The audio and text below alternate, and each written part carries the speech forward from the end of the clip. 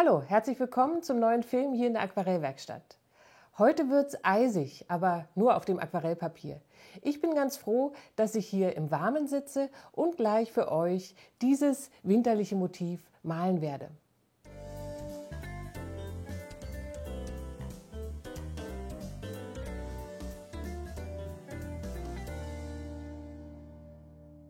Das heutige Motiv habe ich mitgebracht von den letzten Plein-Air-Tagen in Schweden im Januar diesen Jahres. Ich habe viel draußen gemalt und ich finde das auch im Winter, wenn man entsprechend angezogen ist, eine unglaublich reizvolle Sache, Plein-Air draußen zu malen. Ich nehme euch kurz einmal mit in den kleinen schwedischen Hafen und zeige ein paar Bilder vom Plein-Air-Malen in Schweden. Die verlassenen Häfen im südschwedischen Scherengarten haben im Winter ihren ganz eigenen Reiz. Die Segelboote sind im Winterlager und die Wasserfläche liegt offen und glänzend da. Ich male im Winter sehr gerne hier draußen. Man hat seine Ruhe und die Natur ist einfach atemberaubend schön. Die Farben im Winter sind klar und leuchtend und gegen die Kälte kann man sich ja entsprechend warm anziehen. Für das große Format ist es natürlich zu kalt. Aus diesem Grund arbeite ich im Winter fast ausschließlich mit meinem kleineren Skizzenbuch. Maximal eine Stunde halte ich es bei diesen Temperaturen aus und dann muss ich mich auch aufwärmen. Hier bin ich jetzt also im warmen Atelier und stelle euch unsere heute benötigten Materialien vor. Ich arbeite nun auf gutem Büttenpapier von Arches 300 Gramm Graphit. Das Format ist etwas kleiner als DIN A4.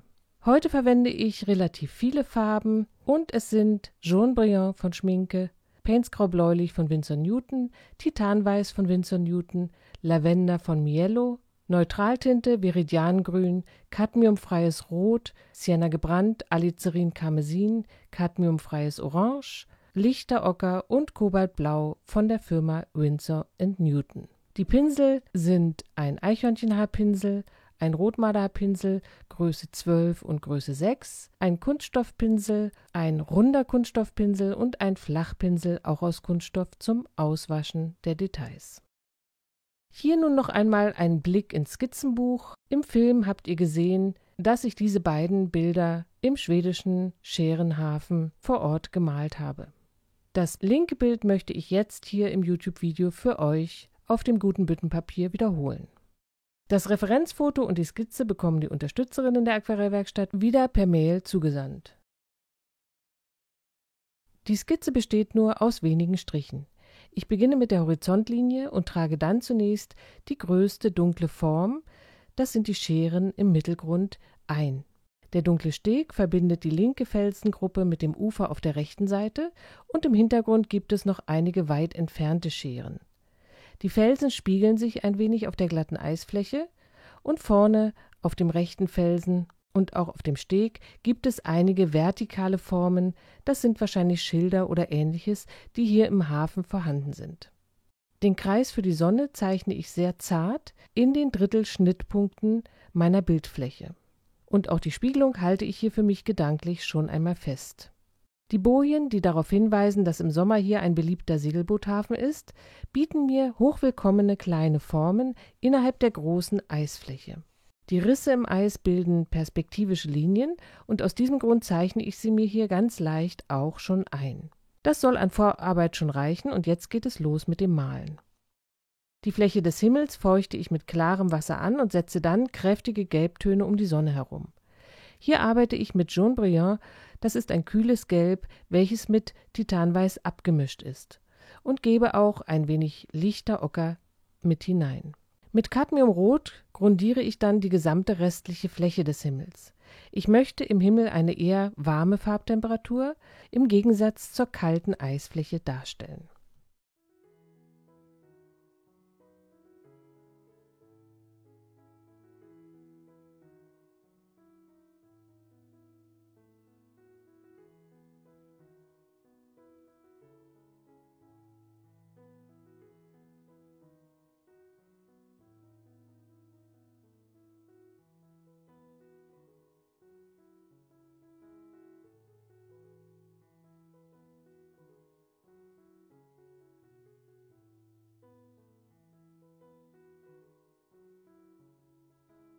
Mit Kobaltblau und Alizarin-Karmesin arbeite ich nun violette Wolken in die nasse Himmelsfläche hinein. Ich habe hier auf YouTube ja schon in mehreren Filmen diese Technik gezeigt und ihr wisst wahrscheinlich schon, dass es nun sehr wichtig ist, dass im Pinsel beim Einarbeiten der Farbe kaum Wasser vorhanden ist. Oben arbeite ich dunklere und größere Formen und zum Horizont hin schmalere und kleinere Formen ein.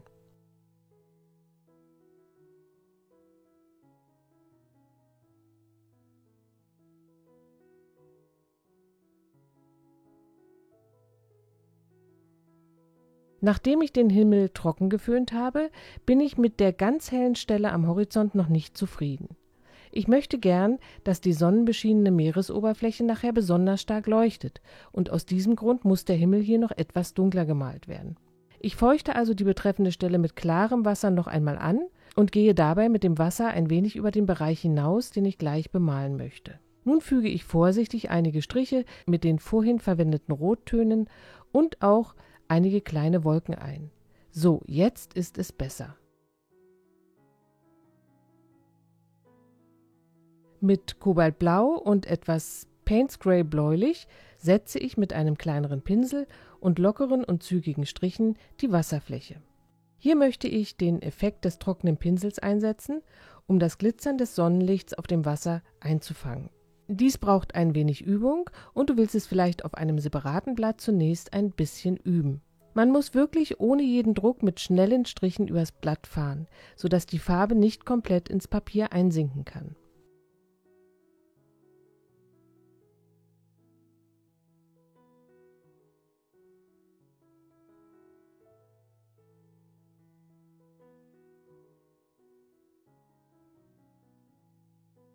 Mit dem großen Pinsel und wieder mehr Wasser im Pinselkörper setze ich eine leichte bläuliche Lasur für den Beginn der Eisfläche im Hafen. Dann schließen sich einige Striche dichter Ocker, Alizarin-Karmesin und ein Gemisch aus Kobaltblau und Alizarin an. Die Farbe wird hierbei immer dicker und dunkler.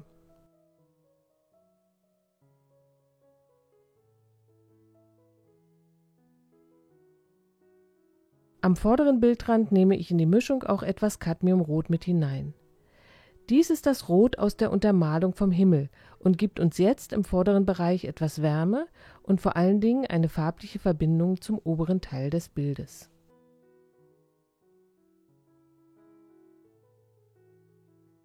Ein paar Spritzer aus der Sprühflasche bringen in den Vordergrund noch ein wenig Struktur und mit einem Stück Küchenrolle wische ich die Spiegelung der Sonne aus dem noch feuchten Farbauftrag heraus.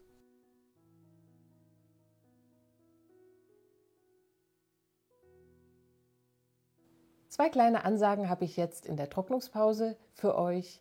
Die erste betrifft dieses fertige Aquarell. Auch hier gibt es wieder eine Versteigerung via eBay. Den Link dazu findet ihr unten in der Videobeschreibung. Wenn ihr also dieses Original-Aquarell, welches ich ja hier im Film male, euer eigen nennen wollt, dann könnt ihr es erwerben. Und die Versteigerung beginnt am Samstag, den 18.02. um 16 Uhr und endet am Dienstag, den 21.02. auch um 16 Uhr. Der Höchstbietende bekommt dieses Bild dann per Post zugeschickt und ich freue mich und drücke die Daumen für die Versteigerung. Auch am Dienstag, den 21., allerdings um 19 Uhr, treffen wir uns hier im Unterstützerbereich für den nächsten YouTube Live-Abend. Wir malen gemeinsam dieses Motiv. Alle UnterstützerInnen ab 10 € Paket sind herzlich eingeladen, mit mir zusammen zu malen. Falls ihr hier noch mitmachen wollt, den Link dazu findet ihr wie immer unten in der Videobeschreibung. Das ist meine Unterstützung Steady. Dort könnt ihr einmal draufgehen und euch über die ganzen Pakete informieren und gegebenenfalls dieses 10 € Paket abschließen. Dann seid ihr dabei. Der Link kommt dann per Mail und ich freue mich auf den Dienstag, wenn wir dann abends zusammen malen. Für den zweiten Farbauftrag mische ich mir die Farben etwas kräftiger und mit weniger Wasser. Ich beginne mit einer Mischung aus Ultramarinblau, Sienna gebrannt und Alizarin-Karmesin und male nun die große Scherengruppe im Mittelgrund. Aus den 3 Grundfarben mische ich verschiedene Grautöne, die gerne im Farbauftrag variieren können und so eine lebendige Oberfläche schaffen.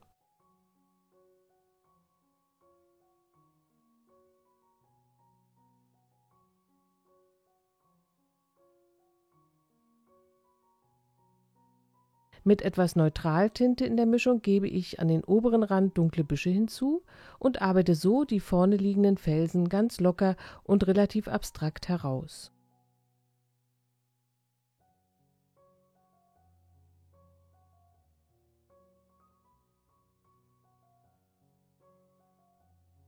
Für die am Horizont liegende, ganz entfernte Schere verwende ich eine Farbmischung aus Lavendelblau und den vorher verwendeten Farben.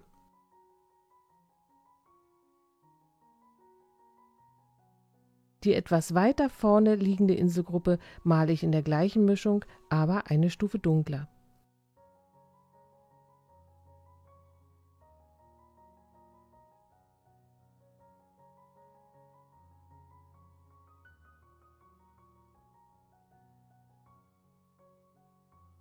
Den Steg ziehe ich mit einem kräftigen Strich und einer Mischung aus Sienna gebrannt und Neutraltinte und verbinde ihn mit dem Felsen auf der rechten Seite.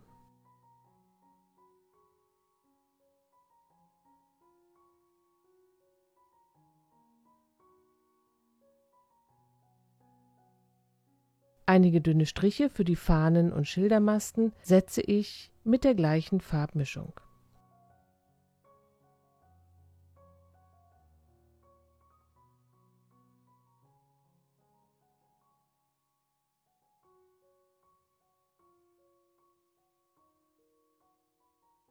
Nun mische ich Ultramarinblau, Neutraltinte, etwas Viridiangrün und einen Hauch Alizarin-Karmesin für die Spiegelung.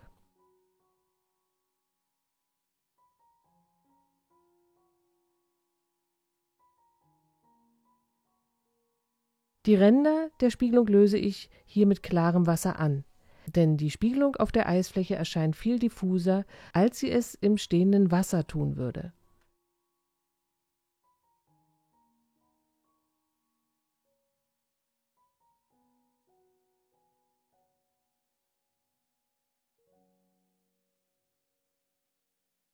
Mit einer sehr hellen Mischung aus verschiedenen Blautönen arbeite ich mit feiner Pinselspitze jetzt die Risse in der dünnen Eisfläche im Vordergrund aus. Diese Striche sollten auf keinen Fall zu dick sein und auch gelegentlich variieren, damit sie realistisch und nicht so grob wirken.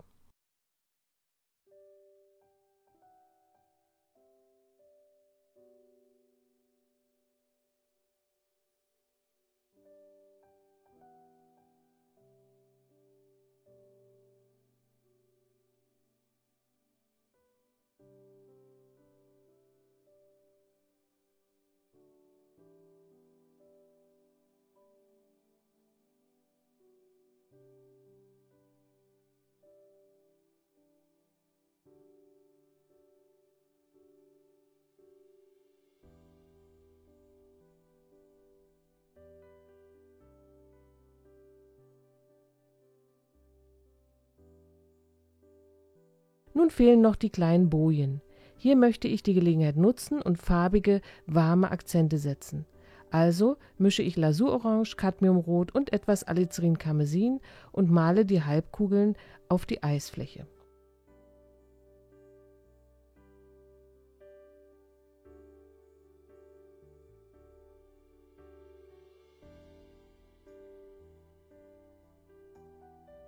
Mit der Fingerspitze die feuchte Farbe leicht nach unten gezogen, ergibt schon eine schöne Spiegelungsform.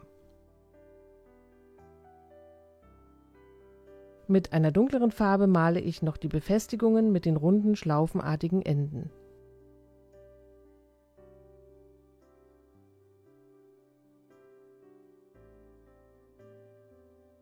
Ein wenig möchte ich meine Spiegelung der Bojen hier noch intensivieren und arbeite also mit dem Pinsel noch ein wenig nach.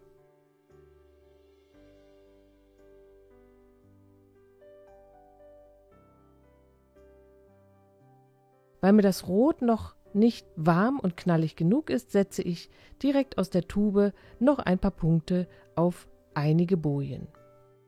Zum Schluss kommen mit Titanweiß Gegenlichtreflexe als kleine Punkte auf die Formen. Und auch mit Weiß noch einige Striche in die Spiegelung der Sonne auf der Eisfläche.